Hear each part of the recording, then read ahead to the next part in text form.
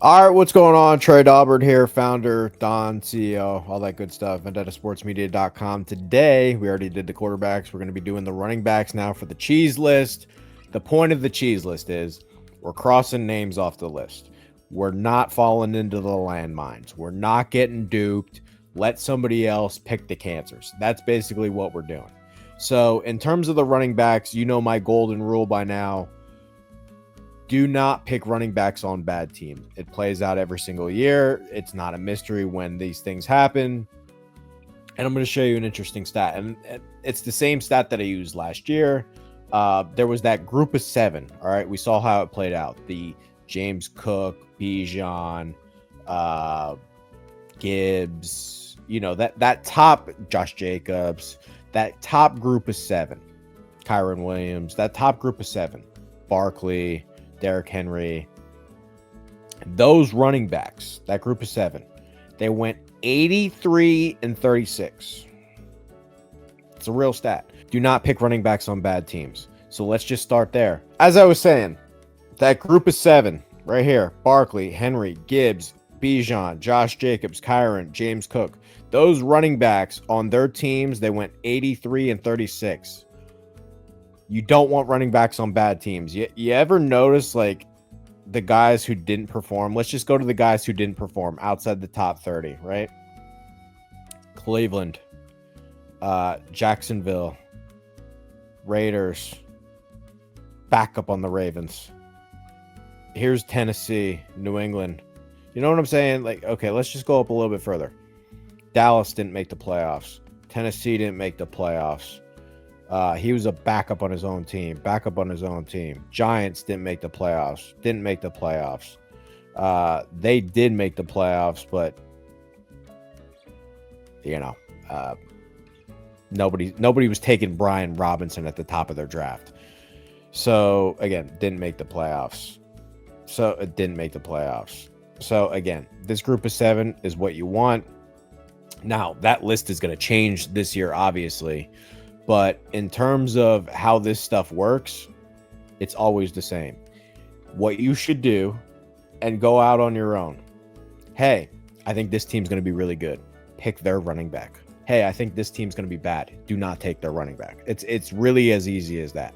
So I'm going to show you one more thing before I get started here. So ESPN has their PPR rankings. I don't want that. I think PPR is disgusting. I think anybody that plays PPR is a joke for a bunch of different reasons. Number one, PPR, it's a reception volume stat. We don't give points for passing attempts. We don't give points for rushing attempts. For some reason, we give points for catches. I think if you're going to play a nonsense rule like that, you should just go ahead and create a first downs created rule, because that would solve a lot of problems. Because really, like, if you get a catch and you go backwards 5 yards, you shouldn't get positive points for that. So I think PPR is nonsense. We're not going to use ESPN's rankings to compare this list. And the funny thing is, if you go to Fantasy Pros, I can't see their fucking list either. So yeah, I mean, this is a big problem. So we're not going to use Fantasy Pros to cross-reference the stuff either. What we're going to do in terms of this, we're going to use, again, I'm only doing this for the running backs because for whatever reason, PPR nonsense. We're going to use Matthew Berry's, and then we're also going to cross-reference that with Fantasy Sharks because I used to work there. Let's start here. Name one on the list. Now, I'm going to link this in the article version. I guess I'll put it in the YouTube description as well. I made 2 separate podcast appearances, one for the Club Fantasy guys. Shout out to them. They are one of the few people in the industry who seems to like talking to Trey, and they're actually not afraid of Trey. They actually want to learn from Trey, which is awesome. Another podcast appearance from the Unhinged guy, which I do not like his boss, but cool with the Unhinged guy. So yeah, I'm going to link those 2 descriptions in there. And the reason why I say that is because a lot of the things that I'm going to say for Jeanty, I'm just going to be repeating myself a bunch. So let's just go over the list. Again, we already went over this. Do not pick running backs on bad teams. When it comes to Jeanty, he plays for a team that's guaranteed to be last place. I don't know how it's even arguable. There should be really no room for interpretation on this one. The Raiders are going to be a last place team. Chiefs, they've been in the Super Bowl how many fucking years in a row? They're not going away. Denver, they're going up. It's another year of Sean Payton. We got sophomore year of Bo Nix. Their roster's getting better. Their offensive line's good. Their receivers are getting better. Their defense is going to be disgusting. Denver's not going away.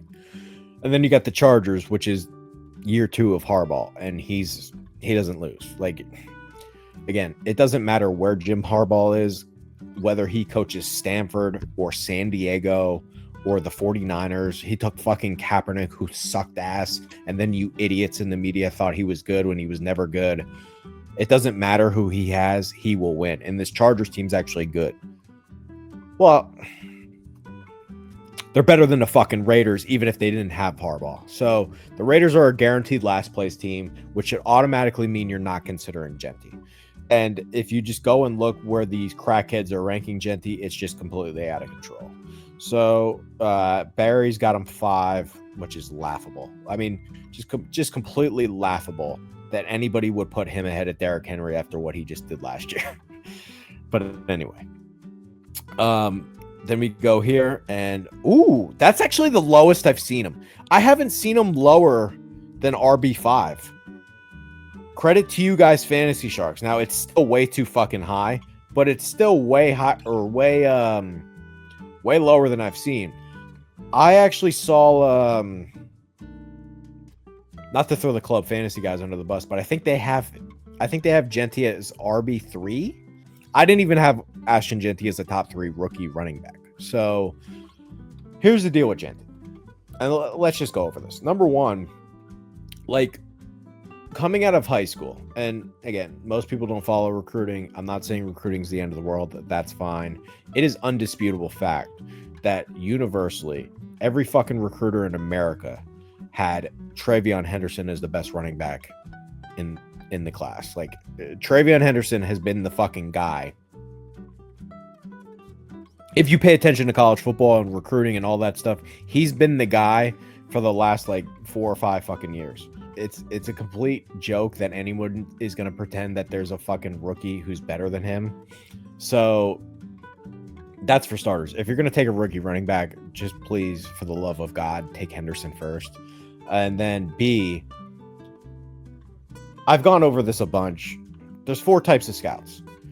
The poor scout that doesn't fucking know anything. The Todd McFrauds, the Daniel Jeremiahs, the Chris Sims, don't fucking pay attention to them. They don't know dick. Then there's the production scout, which is 99% of the industry. They look at the numbers. They see the production. Woo, Ashton Jeanty, he rushes for a bunch of yards against Panera Bread State. He must be really good. He's not that good. Look, I'm not telling you he's a bust. What I'm simply telling you is he is essentially Doug Martin and Jay Ajayi if those two had sex and created a baby. Which, nice player. But there's so many things working against Jeanty beyond the fact that his pure talent is severely overrated. Then there's the picker scout, which is they pick and they pick and they pick and they just can't let things go. Which a perfect example of this last year would have been Bucky Irving, which he had the best knee bend in the draft. It wasn't close. He was my RB1. You can double fact check me on that if you want. But if you actually go back and read some of the combine reports on Bucky Irving, they said he was too slow. Pick and pick and pick. Forget about the fact that he had the best knee bend in the draft. Everybody wanted to tell you how slow he was. Picker, scout. Then there is the projection scout. They see a player and they project him forward. It's the only scout that matters. I'm the best person at doing that. Just because Jeanty ran for a bunch of yards in the fucking Mountain West doesn't mean that he's a good player. Like, I don't know who needs to hear this, but if you, like, again, I've been over this Jeanty thing 1,000 times. I'm going to link everything that I've written on him in the article version. But if you just go and look at the all-time leading rusher list in the history of the Mountain West Conference, I mean, it's nobody's. Whether you go watch the Penn State game where he fumbles twice and everyone wants to pretend that he actually had a good game, completely laughable. The biggest thing that I think people are really misguided here on the Jeanty thing, forget about the fact, like, we can disagree on if you think he's more talented than I do. Fine. You think he's a generational running back? I will disagree, but let's put that argument to the side. The fat guys up front determine the outcome of these games, and the Raiders' offensive line isn't shit. Jackson Powers-Johnson is a nice up-and-coming center. Colton Miller is a B-level tackle. Other than that, you've got nothing, and your team stinks. So not only are you going to be trailing a bunch, not only do you have Geno Smith, who's not any good, your offensive line is brutal. And if you just go watch, like, just go watch that first preseason game against Seattle. And by the way, Seattle's going to have a real front. Like, your line sucks. And if your line sucks, you've got nothing. So, again, a perfect example of this. And again, this goes back to my original point. Saquon Barkley with the Giants is a completely different player than Saquon Barkley with the Eagles. So, here's my question to everybody out there. You can like Jeanty all you want. He still plays for the fucking Raiders. They're a guaranteed last place team with a bad offensive line. Now, here's the kicker. I think Chip Kelly will help him. That's your probably one saving grace. And I genuinely think Chip Kelly is a very good play caller. But if he doesn't do it this year with Chip Kelly, he ain't fucking doing it. So, again, there's so many red flags with this. I think it's complete and utter nonsense. I think anybody who ranks him in the top 5 is a fucking joke who doesn't know dick. So you can be the fucking loser who takes Ashton Jeanty, but at the end of the day, you're going to make a massive, massive mistake, and you're probably going to lose your league because of it. So don't say I didn't warn you on that. I've written 1,000 different things on it. I'm going to link everything that I've written on this. But the number one point that can't be ignored, he plays for the Raiders. And you don't want running backs on bad teams. So regardless of if you disagree with me on my evaluation of Jeanty, which my evaluation of Jeanty is, I think he'll be maybe 10% better than Doug Martin. Who, by the way, Doug Martin came through with a 1,400-yard season. Like, nobody said that Doug Martin didn't have a couple good years. But he's not Barry Sanders. He's not LaDainian Tomlinson. He's not even Bijan Robinson. Like, again, when I tried to say that Bijan Robinson isn't LaDainian Tomlinson, Jeanty isn't even Bijan Robinson. So, again, this entire thing's a fucking joke. And if you listen to anyone who tells you otherwise, come back to me 12 months from now, because you're going to be fucking wrong. And I guarantee it. And I'll bet any amount of money on it. So, Jeanty, number 1. Number 2, and a lot of you will probably disagree with me on this, and that's fine. I just am not ready to pull the trigger on this. We're going Chase Brown. So Chase Brown finished last year as RB 12. Now he's being ranked as RB 7 by Matthew Berry, which is way too high. And on Fantasy Sharks, he is RB 11. Now, I'll say this. Most lists I've seen him at like 9, 10, 11. He's usually in that range. Now, here's another important kicker. You'll say this. Well, Trey, you said don't pick running backs on bad teams. Fact.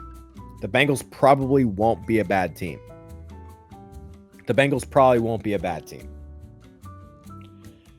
Here's an undeniable fact, though. Zach Taylor runs a soft fucking team. They don't get any push at the line of scrimmage. The reason why Mixon was so inefficient, he's always been inefficient, but the reason why he was so inefficient is because their team's not tough. What Chase Brown is a nickelback. You can agree with me on that or not on that. The bottom line with Chase Brown is he's a nickelback. They're constantly in shotgun. Now, he's going to pick up some dump-off receptions, and he's clearly the third target in the offense. Like, that's not... I don't think that's disputable. It's Chase, it's Higgins, then it's Chase Brown. So when they're in the red zone, this is not a team that's going to shove it up your ass. Hey, here's Henry. You're not fucking stopping us. It's Chase, it's Higgins, then it's Chase Brown. And here's the biggest problem. So last year is at 4.3 yards per carry. That's not anything special. He had 229 attempts on the ground. 65 fucking targets. Now you want to say, hey, those volume numbers can continue. Maybe, but I wouldn't count on it. And here's why. So if we go to the game logs last year, right? You'll notice the trend. 3 carries, 4 carries, 7 carries. Now let's back up. Here's Zach Moss. Now, he would have never scored that many points if Zach Moss was healthy, but I digress. Here's your game log for Zach Moss. They don't run the ball that much anyway. Like, this is a shotgun. I'm going to throw it. Like, the entire Bengals offense is the 2-minute drill. They love nothing more than being in the 2-minute drill where they have to pretend they're behind. That's the Bengals. He really, like, and again, he was really kind of, it felt like he was hurt even these weeks. So let's just, like, really boil it down and say by week 4, he was kind of out of the offense. Okay, so this was really his last week. Let's go week 6. Week 6, Week 6, Zach Moss was really starting to get phased out of the offense. And I really felt like he was hurt some of these weeks. Let's just go with week 6, he was done, right? So if we back up and just talk about Chase Brown here. Week 6 is when his volume really started to go like fucking this. And if you remember, when Zach Moss got hurt, they traded for Khalil Herbert. And when Khalil Herbert came in, actually, I'll pull that up right now. When Khalil Herbert came in, he, like, wasn't ready at all. If you notice, remember this fumble that he had? He had 28 carries. There was a game, I forget what game it was, but he fumbled basically right during his debut, and they didn't trust him afterwards. When they traded for Herbert, it was clear and obvious they didn't fucking trust him. So this is when the trade happens, right? 0 carries, 1 carry, 2 carries, 1 carry, 0 carries, 4 carries. They didn't trust him at all. That's not going to be the case anymore. They have real options at running back. Now, they're not fucking world beaters, but Samaje Perine is going to be in there the block on third downs. Samaje Perine is going to get a couple dump-offs in the receiving game. Taj Brooks is going to get more carries than Khalil Herbert. Those are just facts. And this is a nickel back. This is not a 3-down running back. Last year, they had to use him as a 3-down running back because they didn't have any other fucking options. This year, he's not getting... I'm just telling you this right now. Like, some of these games, 27 carries, 22 carries, 25 carries, it's not happening. Like, it's just not fucking happening. And you want to talk about some of these target games. This is when it really started to pop off. 11, 7, 3 is a little bit low. But he had some of these monster target games. It's just not happening. So not only is he like, he's not a fucking crazy ass killer. 4.3 yards per carry isn't anything special. He's a nickel back who got 229 carries. Just completely out of control. Like, if I just compare him to Swift, who's also a nickel back. Swift is also a nickel back. 253 carries. And again, they had nobody, and his efficiency wasn't really the same. Right? Let's just go back here. What do we think is going to happen in 2025? Because again, I say this all the time. We're talking about snapshots in moment of time. Okay? Now, this is not going to repeat, right? He's going to be better than that. We know that. But here's what I'm talking about. Last year, he averaged 61.9 rushing yards per game. That's not a top 10 fucking running back. It's just not. So, again, maybe I'm totally off base here. Maybe you totally disagree with me. But the bottom line is, we're talking about a guy who, as a rookie, like, if you just go watch his fucking Senior Bowl, if you watch his Senior Bowl, he was dreadful at this Senior Bowl. Now, maybe I'm a year behind on this because he did get LASIK eye surgery. It's very possible he just couldn't fucking see. Maybe it's possible that he got LASIK eye surgery and now he can fucking see and he's a totally different player because of it. And maybe he's off to the fucking races. What I'm simply telling you, and let's just go to these rankings. This is ridiculous. I'm not taking him ahead of HA. I'm not taking him ahead of Kenneth Walker. I'm not taking him ahead of James Cook. I ain't taking him ahead of Henderson. This is where I'd take Chase Brown. 20s. 21, 22, 20. This is where I'm taking Chase Brown. This is absurd. Like, are you seriously on the clock and you're like, should I take Henry or should I take Chase Brown? That's insane. So, again, this Chase Brown thing is comical. Like, I'm not telling you he sucks. Again, I'm not telling you he's fucking terrible. I'm not telling you he can't play a lick. I'm not telling you, like, the Bengals are the worst situation in the world. What I'm simply telling you is that he is in a shotgun offense where his rushing stats are not going to be out of control. And if you enter Pirine into that conversation in terms of, hey, maybe he's not getting 60, 70 targets anymore. Maybe he's getting 40 targets now.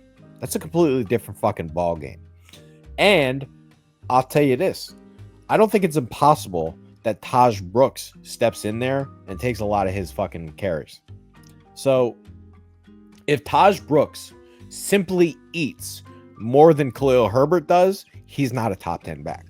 Next name on the list. Let's go through it. Omarion Hampton. This is a joke. And I'll link this in the article version, YouTube version, whatever. I did not have Hampton as a top 5 rookie running back. I think there's way better options at the position. Now, this one's a double-edged sword because it contradicts a little bit of the first point, which is I don't want running backs on good teams. Well, he's definitely on a good fucking team. Like, being a part of the Chargers offense is wonderful. I'll say this, though. If you play in a PPR league, which I don't, I think they're nonsense, but a lot of people do. And even if you don't play in a PPR league, let me show you this. So we just go to J.K. Dobbins last year, who was mostly healthy. Missed a couple games, mostly healthy. By the way, had a really good year. Go to his receiving numbers. So he had 38 targets and caught 32 of them.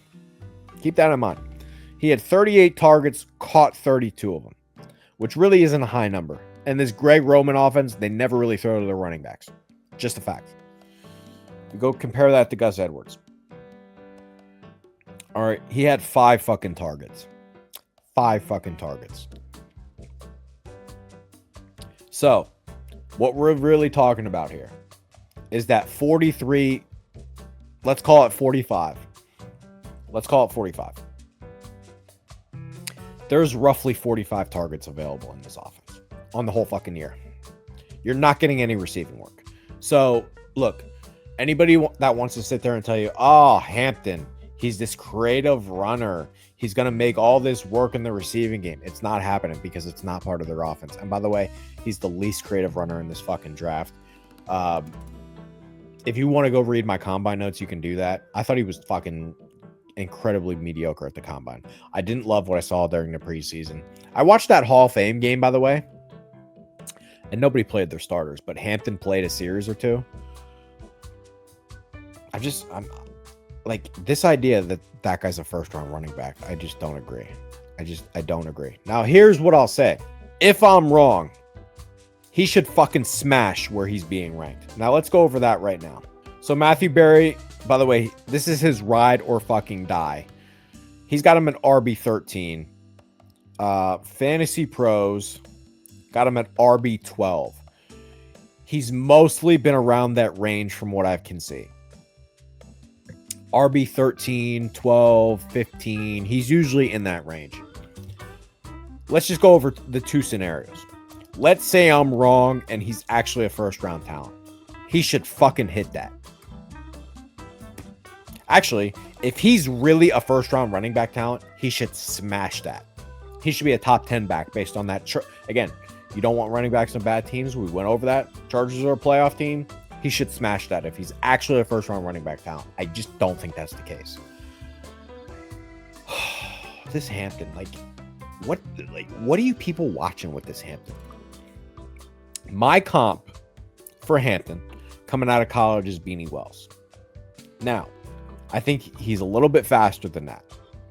I think he might be a little bit tougher in terms of like barreling through defenders. But it almost comes in like a lack of self-awareness way where he can clearly make a guy miss and he just doesn't have the change of direction. So he just fucking tries to barrel through him, which isn't going to really work at the NFL level, but I digress. What are you guys seeing with this Hampton? Like, do you really think he's a first-round running back? Do you honestly believe that this guy is this game-changing running back? Because I don't see it. I think his best case scenario, I think he's like a Mixon, except without like the legal trouble, which is capable. It's fine. He ain't winning you your fucking league. So again, a lot of this, my Hampton anti-argument is, I just don't think he's that good. Like fantasy football is a talent and opportunity game. I question the talent. And I also kind of question the opportunity. Are we sure? Let's just go back to J.K. Dobbins last year. Okay. Are we sure that he's going to get like 300 fucking touches? Because I don't see the volume really being on his side. Now, again, they're going to be a good team that runs the ball with the lead. That part I'm not questioning. But again, let's add this up again. 195 carries plus the Edwards carries. 101. So really what you're looking at is there's probably 300 carries available. How many of those are going to Hampton? How many of those are going to Hampton? And we're talking about as a rookie. We're not talking about an established veteran. We're talking about as a rookie. How many of those carries are going to Hampton? If he gets more than 250, I'd be shocked. I would be vehemently surprised if he's over 250. And the reason why I say that is because I think like nobody really knows what's going on with Najee Harris, but I almost don't even care. Regardless of if Najee Harris is on the field or not, they're going to rotate somebody in, whether that's Kimani Vidal or, again, the roster cuts haven't been set yet. Maybe it's Rocket Sanders. Whoever it is, they're going to rotate somebody in. And if, again, we don't know this. I think anybody that tells you they know what's going on with Najee Harris that doesn't work for the Chargers is a liar. But if Najee Harris comes back, like, let's say he's back week 4. Let's say he's back week 5. Whatever it is. As long as it's not like week 15, right? If Najee Harris is back within a reasonable amount of time, there ain't a chicken dick's chance he's hitting RB13. No chance. Like, Najee Harris has to be basically fantasy dead for him to hit that rating. That's the elephant in the room about all of this. If Najee Harris is like actually involved in the offense and like he's not dead, like he's like, you know, alive and shit, which again, we don't know what's going on with this firework accident, but can we just go over Najee Harris last year? Just last year. By the way, on a mediocre Steelers team. Now, he's not a crazy fucking talent. But he still had 263 fucking carries. 263 fucking carries. And again, look at these numbers. 307 carries, 272 carries, 255 carries, 263 carries. What do you think's going to happen if he's healthy? You think he's not seeing the ball? For all these Hampton fucking believers out there, you want to disagree with me on my evaluation of Hampton? That's fine. But if Najee Harris is actually a thing in this offense, there ain't a chicken dick's chance he's hitting RB13. There's just no way. So again, I understand that Harris is now in a new offense. He's getting the fucking ball. Like he's getting the ball. So yeah, I think this Hampton thing is fucking ridiculous. Here's the most hilarious part about all this rookie hype with these running backs. Last year, I fucking told you the only rookie running, and again, you can fact check me on this. The only fucking rookie running back you want is Bucky Irving, which was right. And Tyrone Tracy ended up coming through because Singletary really didn't do his part. And then Tyrone Tracy worked himself into the offense. And then he sort of became a thing. But it was a nice waiver wire pickup, right? Other than that, there was not a rookie running back that helped you. Jonathan Brooks is a fucking bust, which I was right about that. Trey Benson's a bust, which I was right about that. Look, go up and down the list of some of these rookie running backs who didn't hit. And you overdrafted all of them.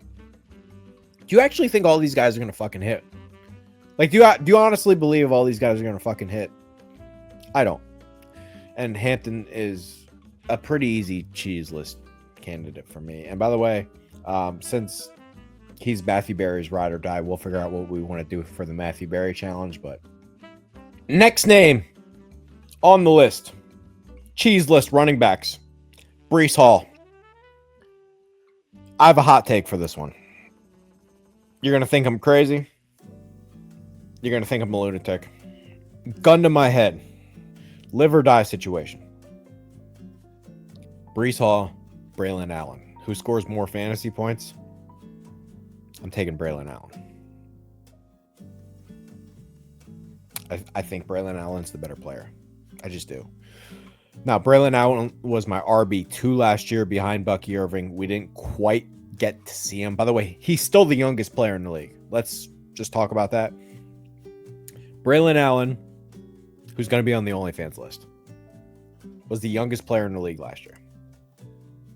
Let's just share that screen. By the way, this isn't like I'm not trying to scare you off or anything. He's the youngest player in the league. Last year, he was 20. So let's just talk about Braylon Allen for a second. Coming out of high school, he's basically like a converted linebacker. He gets to running back a little bit late. Then he has a couple big years at Wisconsin, which I guess I shouldn't describe it that way. He has one big year at Wisconsin. Then Luke Fickell comes in. They hire Phil Longo. They completely tear down the fucking offense. So Wisconsin has forever been a ground and pound, I formation, under center kind of offense. Under Luke Fickell, they hire Phil Longo. They turn into this air raid bullshit, and it doesn't work. Then everybody thinks that Braylon Allen isn't any good because the scheme doesn't match who he is, even though they just don't understand anything about football and they don't really pay attention to what's going on. That fucking fruitcake Furby who got hired by the Fast Draft clown show network, who doesn't know anything about fucking shit.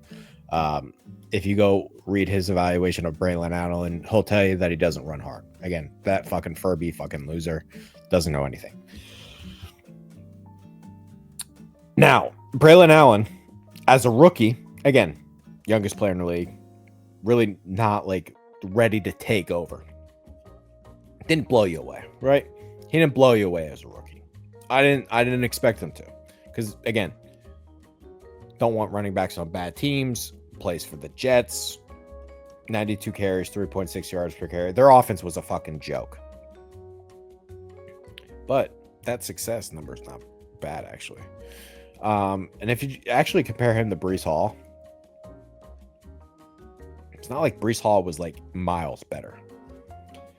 So Breece Hall is going to head into age 24 season. By the way, touchdown numbers have never been there. They've just never been there. So last year he had 8 total, which is cool. I just think Braylon Allen will be the better player. Maybe it won't happen by week 1, but I think it'll happen by week 15.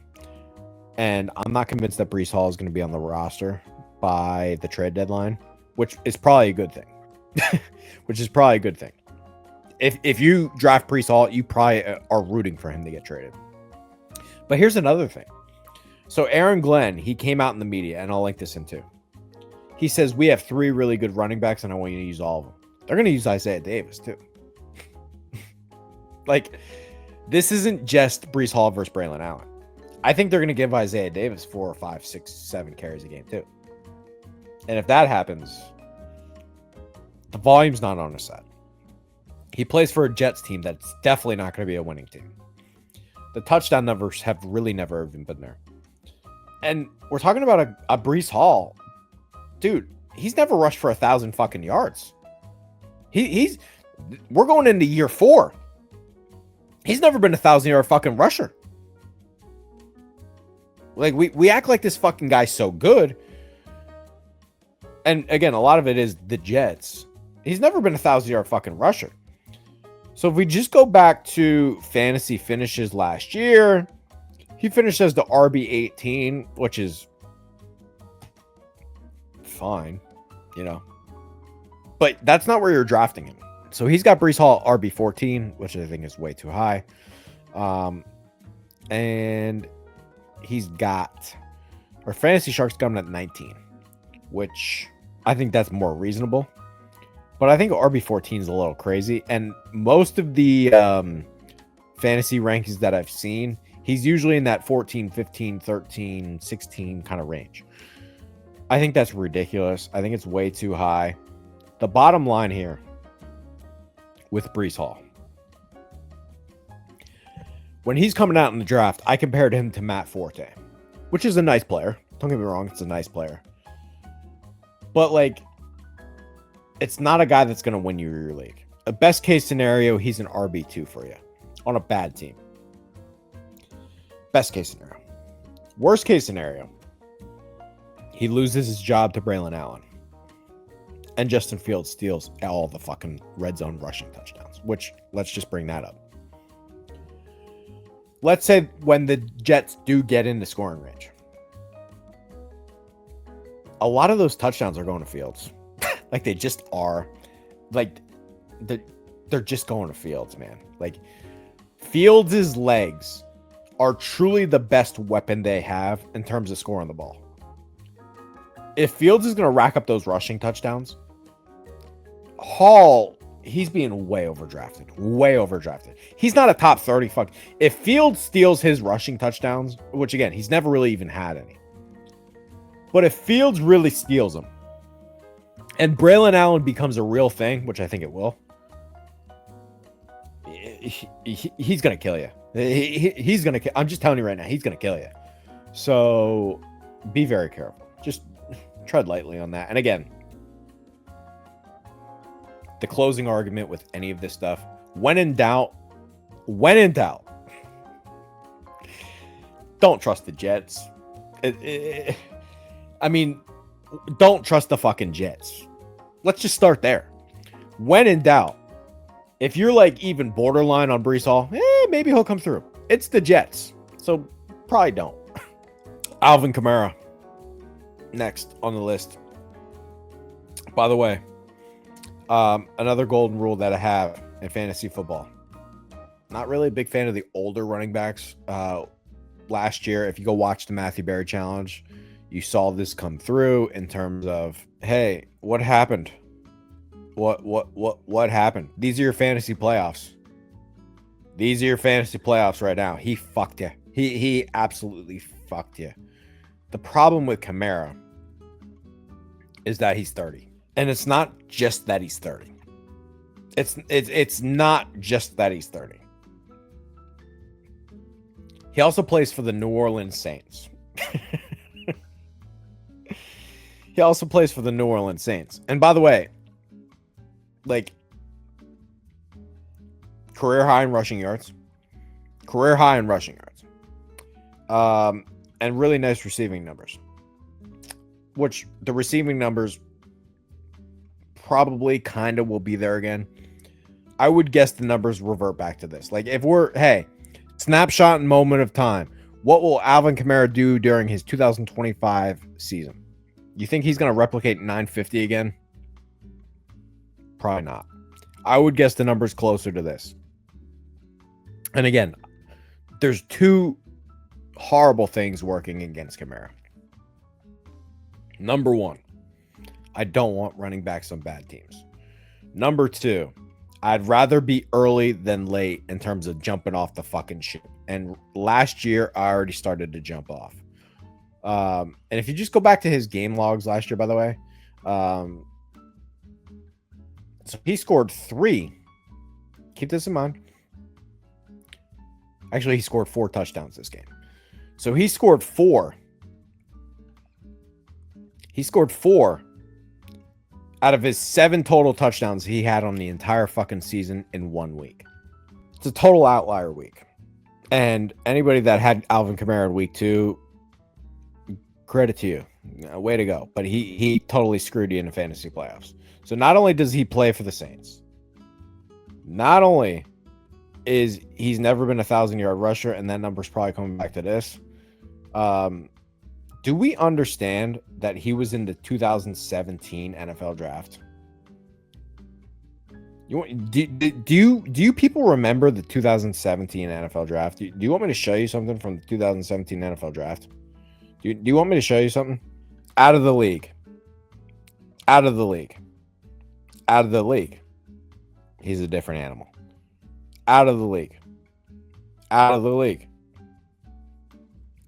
Been out of the league. Again, some of these guys are still around, right? Here's what I really want to show you. He's in the same draft class as Dalvin Cook. Great player. Dalvin Cook was a great player. Was a great player. Again, was a great player. That's coming for Kamara. That's coming for Kamara. He's going to fall apart. It might not happen this year, but I'd rather be way early than late on that. Cook, like some of the Fournette's out of the league. Corey Davis is out of the league. 2017 NFL draft. That's what he was in. So we're talking about a guy who was in the same draft class as Dalvin Cook, who's not fucking. He's done. Like Dalvin Cook done. So not only does he play for a bad team, not only is it really hard to really count on his rushing stats because of he plays for a bad team, and the entire focal point of the offense is going to be stopping Kamara. He could fall apart at any moment. And here's the craziest part. Again, we talk about we want to play fantasy football like Ricky Bobby. If you ain't first, you're last. Maybe he's got 8 weeks in him. I only need the last 3 weeks of him. Because I'm going to draft a team that's going to be in the fantasy finals. I haven't got... I don't want to sound egotistical about this. I haven't got lower than second place in a fantasy league in like 10 years. Like, I'm going to be in the fantasy playoffs. That's when I need Kamara. I also know that last year I couldn't count on Kamara during the fantasy playoffs. And I can't imagine that's going to improve another year older on a bad team with an unreliable offensive line. And by the way, are we sure that Tyler Shuck's going to move the ball? Are we sure that Spencer Rattler's going to move the ball? Because if they're not scoring touchdowns, none of this fucking matters. Let's say Kamara's got another year left in him. Let's say their draft picks of Banks and Fuaga and Cesar Ruiz. McCoy. Let's say their line's intact. Let's say like best case scenario, their line's intact. They're actually competitive. Their defense comes through. Let's say all that stuff. You really counting on this quarterback situation? You really trust it? Because they're going to have to score touchdowns for him to be effective. At some point, he's got to score touchdowns. No thank you. And again, he's just being ranked way too fucking high. Like, I'm not doing this. Like, RB17, you're out of your fucking mind. If you think this is a conversation, you're on crack. This guy plays for the Bills. He's 7 years younger. He gives you the same receiving work. Why wouldn't you just take James Cook? You're fucking insane if you take Kamara ahead of James Cook. Let's go to... So, every list It's the same on every fucking list. I've seen him RB 16, 17, 18, 19. He's somewhere in that range. Don't do that. Just don't do that. All right. 2 more for you. We talk about flukes. Talked about the Chase Brown fluke. I'm just not in on this Chuba Hubbard thing. You're gonna have to. He's gonna have to do this again for me to believe it. He's just gonna have to do this again for me to believe it. 250 carries he had last year, basically 1,200 yards, 4.8 yards per carry, 10 tutties. Where did that come from? Where the fuck did this come from? Now, he's still young. The Panthers are getting better. But they're deep. By the way, 54 targets. And didn't have a ton of receiving yards, but still at 54 targets. Let's just go over the Hubbard thing. Let's just go over the Hubbard thing. So last year, we'll share our screen a bunch of times before I really get into this. Last year, he finishes RB 13, played in 15 games. He's being ranked around that mark, even actually a little bit less. Barry's got him at 19. And Fantasy Sharks got him at 16. I've seen him in the 15 to 20 range, usually around that number. I'm not doing that. I'm just not doing that. I think that the Hubbard thing is kind of, I don't want to call him a joke. I don't think he fucking sucks. He's just going to have to do that again for me to fucking believe it. I don't think that's who he is. We talk about snapshots and moment of time. Progression is not always linear. We're sure he's really a consistent 1,200, 1,300 yard rusher. I ain't buying that. I'm just not buying that. And here's another part about all this stuff. Last year, he didn't have any competition. Like, they drafted Jonathan Brooks. And then Jonathan Brooks sucks and then gets hurt again. It was just Hubbard. It was just Hubbard. Hubbard had 250 carries. And then he had another 54 targets. So he basically had 300 opportunities to touch the ball. And he still was a fringe teen running back. Not sure 300 touches are coming for him again. Mostly because they signed Rico Dowdle, who's at least a body. Last year they didn't have a body. Rico Dowdle's a body. They also drafted Trevor Etienne. Now, it looks like Trevor Etienne's going to start the year on special teams.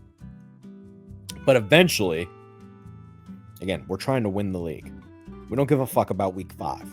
We don't care about losing week 5.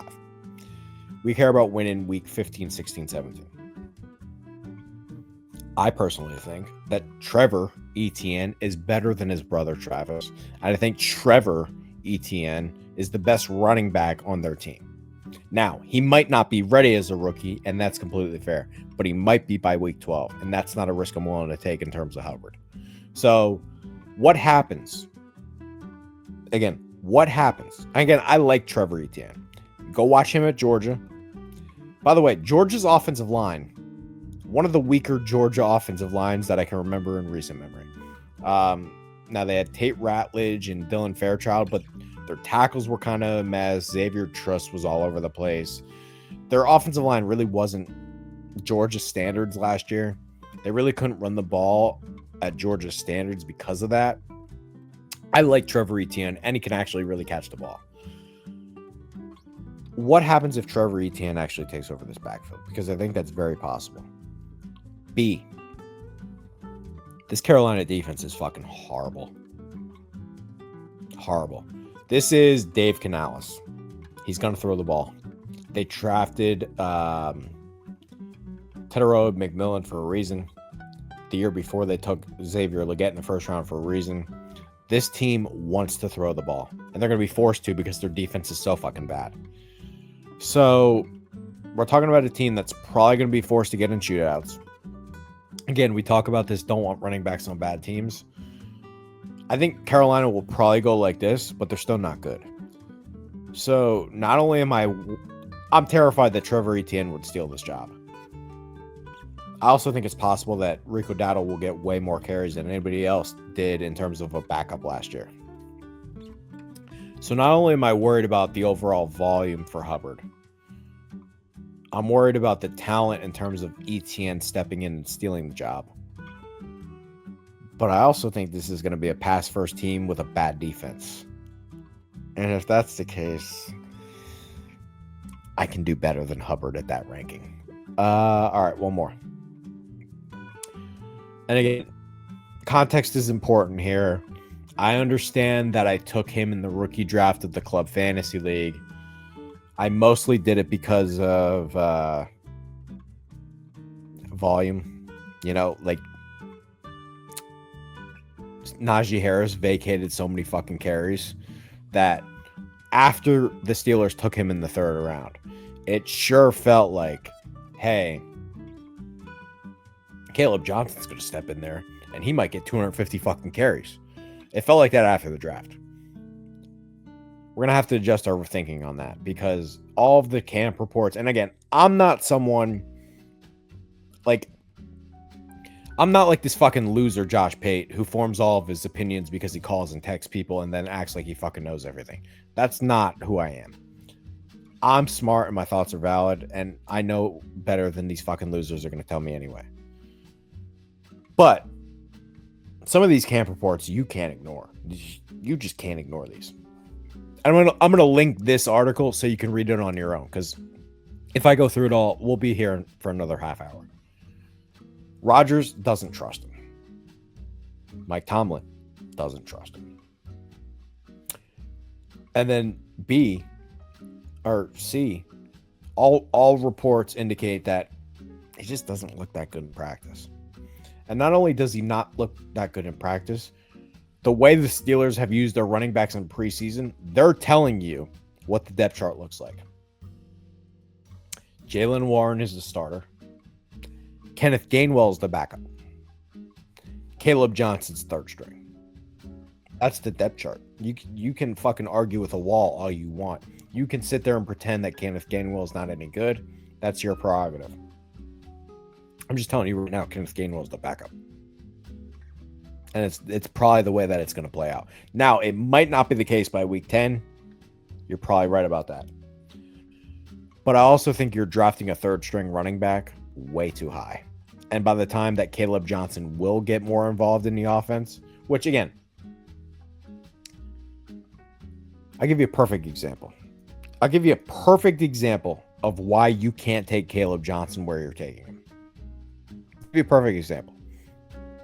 So the Steelers take Caleb Johnson in the third round.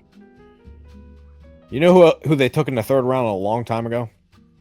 This guy named James Conner. They took him in the third round of this 2017 NFL draft. Remember when we talked about that? This is what he did as a rookie. James Conner's a good back. James Conner's a good back who's had a hell of a career. This is what he did as a rookie. This is what he did as a rookie. Same round. Took these guys in the same round. Caleb Johnson went in the third round. James Conner went in the third round. Now, they had Le'Veon Bell in 2017. So maybe you want to say that's a little bit of a different situation because Le'Veon Bell is better than Jaylen Warren. I'll grant you that. But I think the most important thing that people should remember here is that Tomlin is someone that I trust in terms of the player development area, and they will redshirt him if they don't think he's ready. That's what I'm telling you about Caleb Johnson. And if that's really the fucking case, which I think it will be, and I think Kenneth Gainwell is going to be way more annoying than anyone wants to fucking admit. You're taking RB27. That's too high. He should go in the 40s or 50s. Too high. Way too high. Where's Barry got him? I'm going to guess around the same spot. Yep, 27. Again, I actually think he's been RB27 on every single fucking list that I've seen. Way too high. Kenneth Gainwell is going to be involved. Jaylen Warren is the starter. Aaron Rodgers fucking hates Caleb Johnson. Mike Tomlin has already come out and said he doesn't trust Caleb Johnson. All their practice reports indicate that Caleb Johnson isn't ready. And if you go read my draft profile on Caleb Johnson, I said he's a spitting image of Trey Sermon, who's also on the Steelers roster. I just don't. I'm not convinced Caleb Johnson's that good. He's not that fast. His knee bend in terms of the combine wasn't impressive at all. And I actually think the best thing that he did was catch the ball. That's another story for another day, which is not going to be really a thing in the Arthur Smith offense. Like he's not racking up 60 targets in this Arthur Smith offense with Jaylen Warren on the team. Just a fact. He's probably not getting 40 targets. He might not get 20 targets. So, yeah. Caleb Johnson. If you want Caleb Johnson, let somebody else pick him. Wait a year. Then buy him in 2026. That's how you should probably approach the Caleb Johnson thing. After knowing what we know now. Let me know what you think. I'm open to the feedback. But again, the whole purpose of this list, just cross those names off the list. Don't even bother. Like, before the draft even starts, just cross them off the list. Thank me later. And I'll bet any amount of money that Ashton Jeanty is not a top 5 running back in fantasy. Any amount of money. Anybody want to comment? Anybody want to bet on it? I'm here. So thank you guys for watching. We'll be back with the wide receivers next. I'm pumping out all these videos. Peace out, Girl Scout.